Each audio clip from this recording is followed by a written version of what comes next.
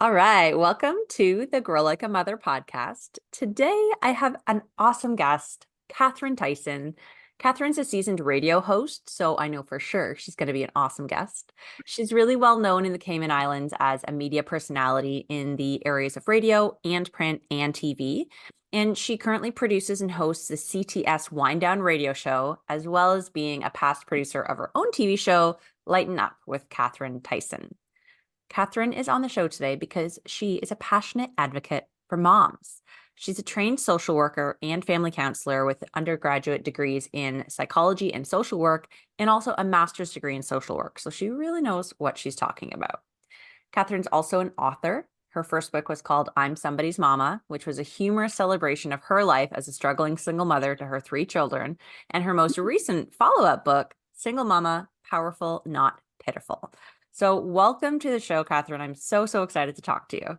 Thank you. Thank you so much. And I'm excited. I've heard really great things about your podcast. And so I'm just excited to chat with you and your audience. Yes. Well, thanks for being here. Let's dive in. I want to know, how did you, how, I mean, the big question that I have, because as I mentioned before we hit record, I was a single mom for a period of time as well, in between my marriage ending and finding a new relationship. So I totally understand the struggles of single parenthood and how difficult it can be to do anything professionally or for yourself at the same time as being like the parent.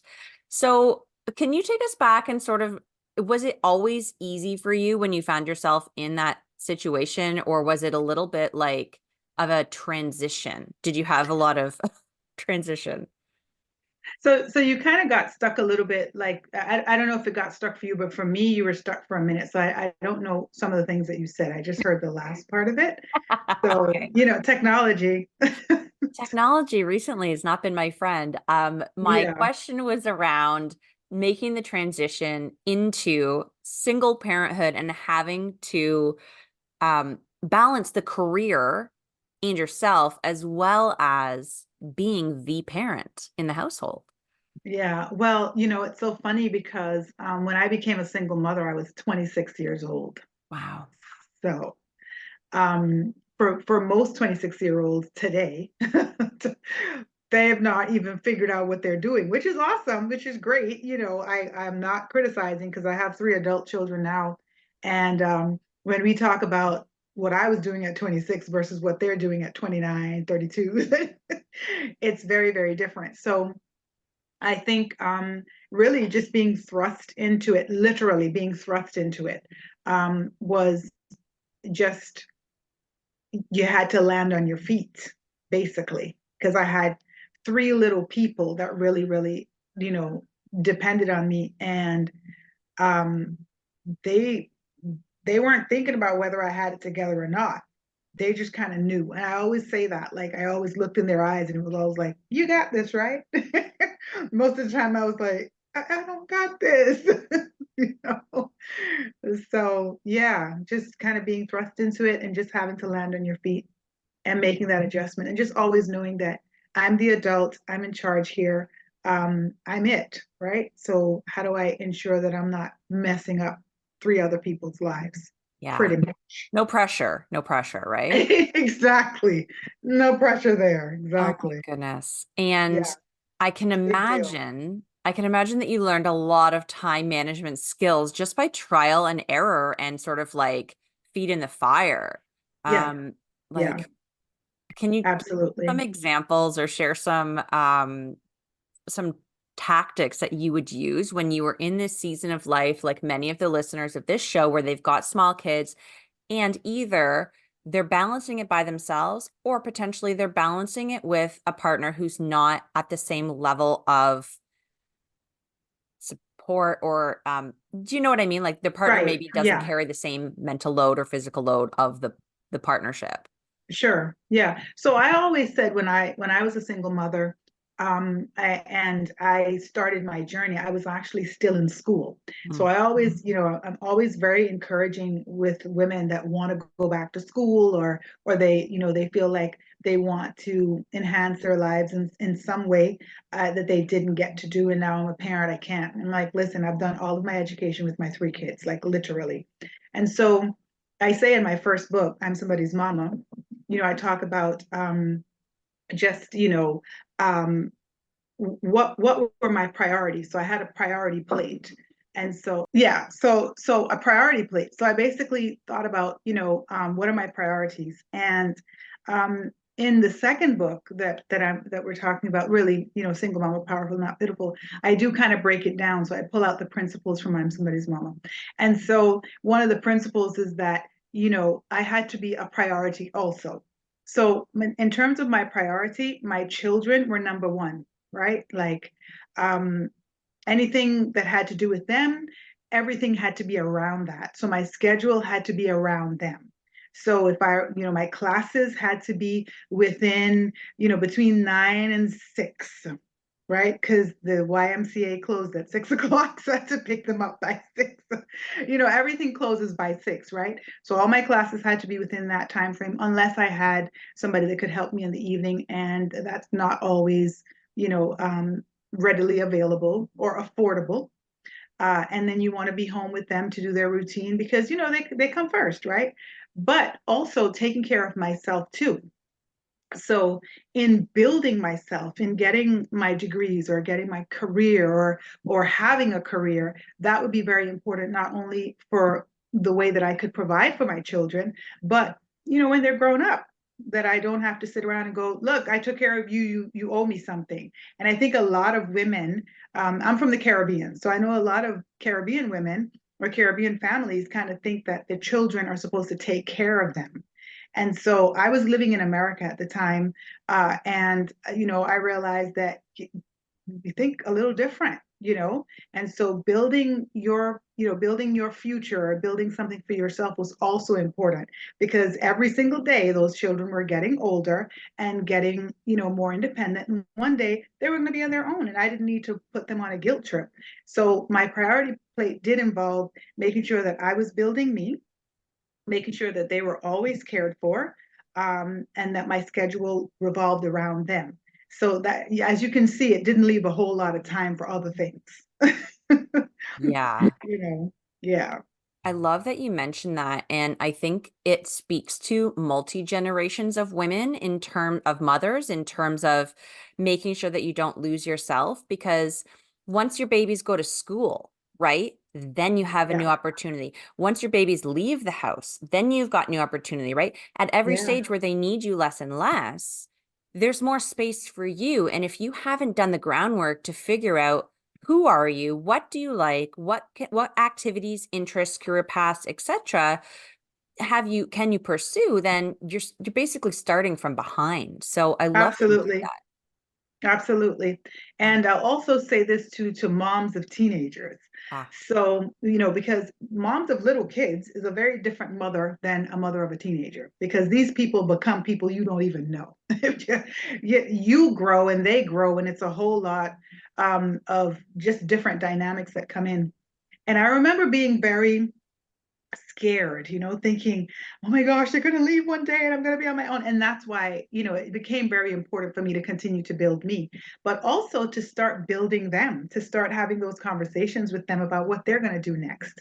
Because sometimes, your kids can be in a crisis, and they're getting ready to get out of school. And I always say this to parents that are struggling in my work as a social worker, or a community manager. I talk to parents a lot that are basically saying, well, she's 18, she's on her own. I'm like, hang on a second. It took us this long to kind of coddle them and to, you're my baby, you're my baby. And then all of a sudden you just thrust them out. It doesn't work like that.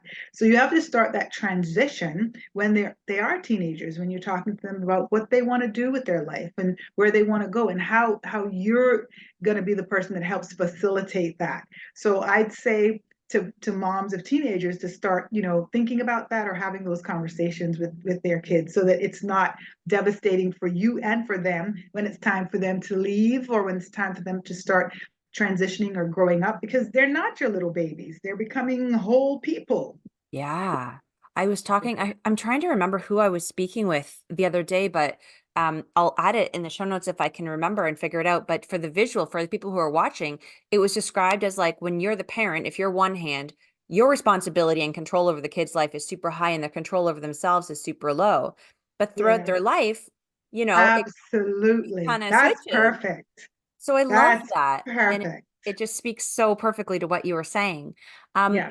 I'm curious to know throughout your journey of motherhood, with all of the things you've been doing with your education, with your career, with your parenting, how do you find time for self-care? Like, was that something when you were in your early parenting days that was even considered important? No, Yeah. no, not at all. And I think that that's what's important for you to know as well, is that things change as your children age. So when they're smaller, you don't have a whole lot of you. In fact, I started this retreat in the Cayman Islands in 2008. And I think it was a year before I published the first book. And the name of it was Me in My Life Woman's Retreat. And I did that for a few years every December because I realized there was no me in my life. Isn't that something? Yep. And it's true.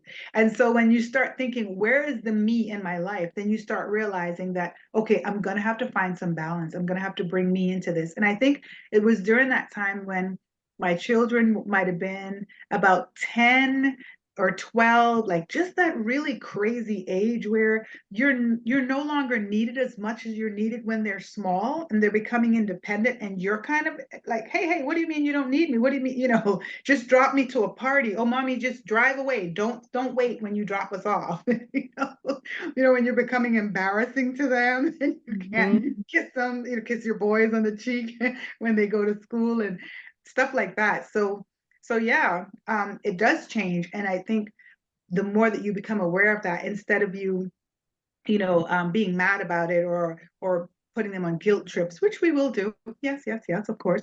But just to start finding yourself, just finding things for you to do, find friends, you know, find activities. So when I'm dropping them off, I got 2 hours to do something on my own as well.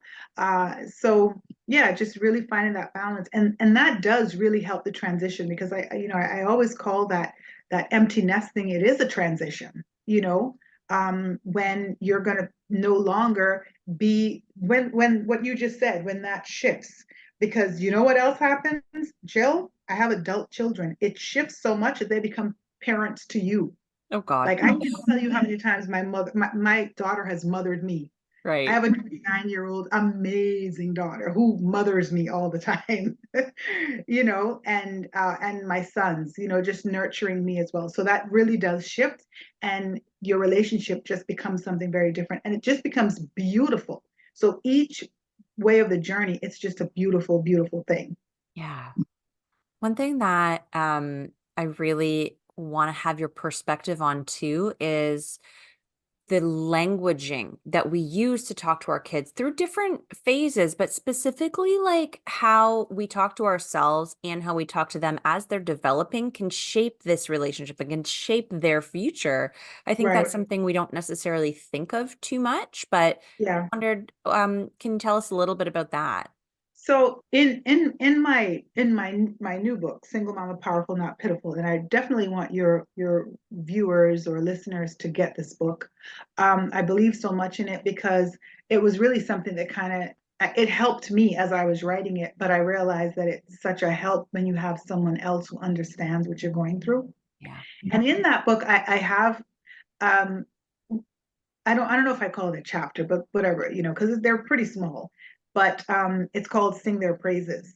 And that chapter is really about building your children up so that you're like insulating them from whatever foolishness the world's going to bring at them.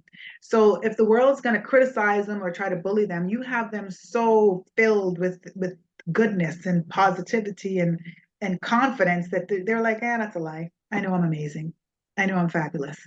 And so, always trying to be very positive, Yeah. you know, um, speaking positive, even to negative situations, finding the positive in it, helping them to solve their problems, but in a positive way. So not not fighting bad with bad, but kind of dissecting the bad and pulling that out and looking at it and going, okay, what could have been done differently here?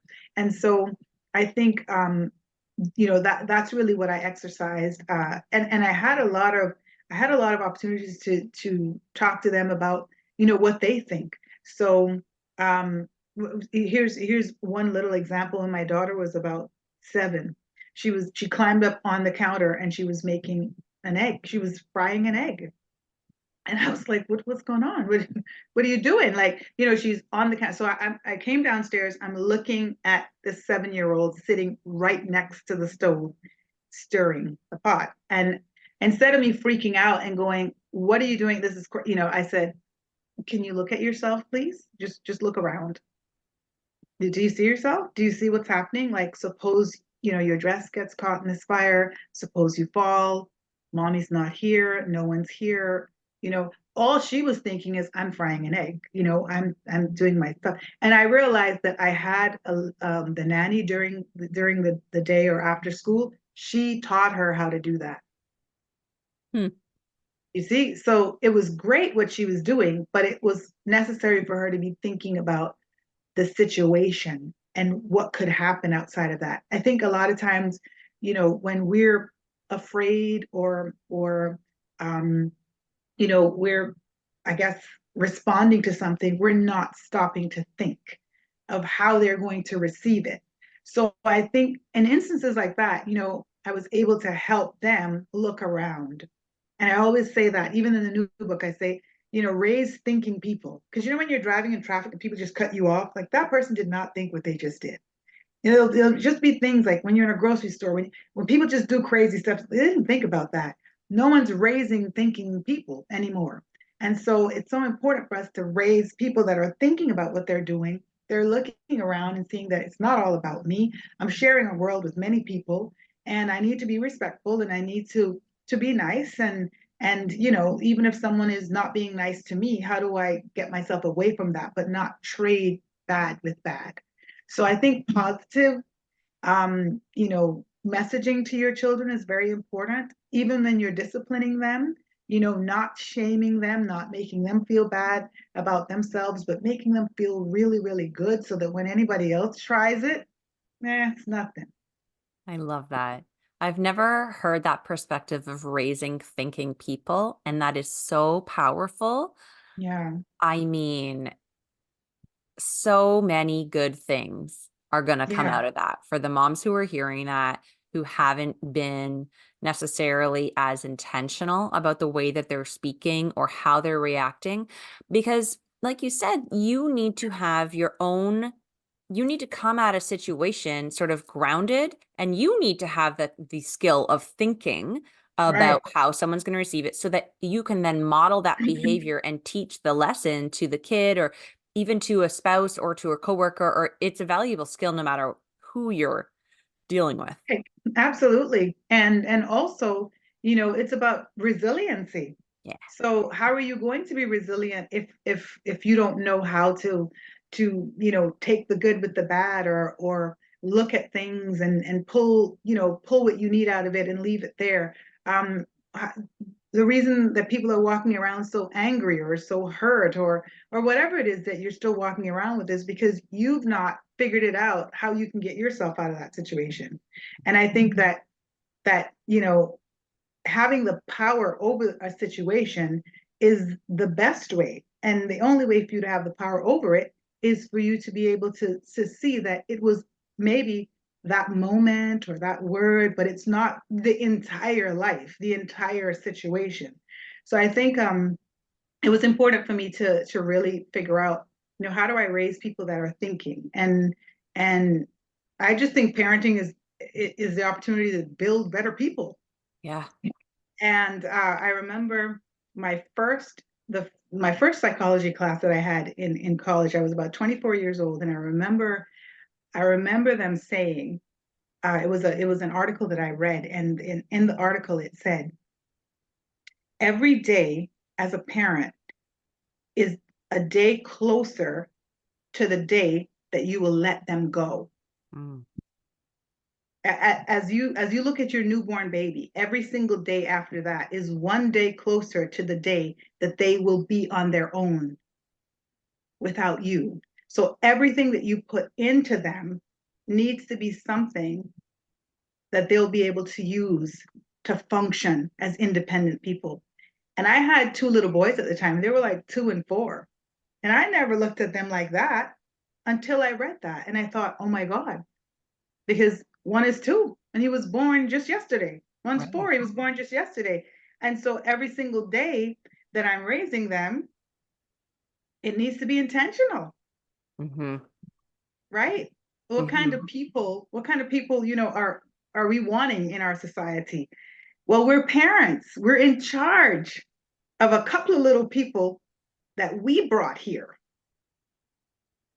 And so now I have these 3 adult children that I'm so proud of. They're amazing humans. They really, really are. They're kind. I'm a bit biased, of course.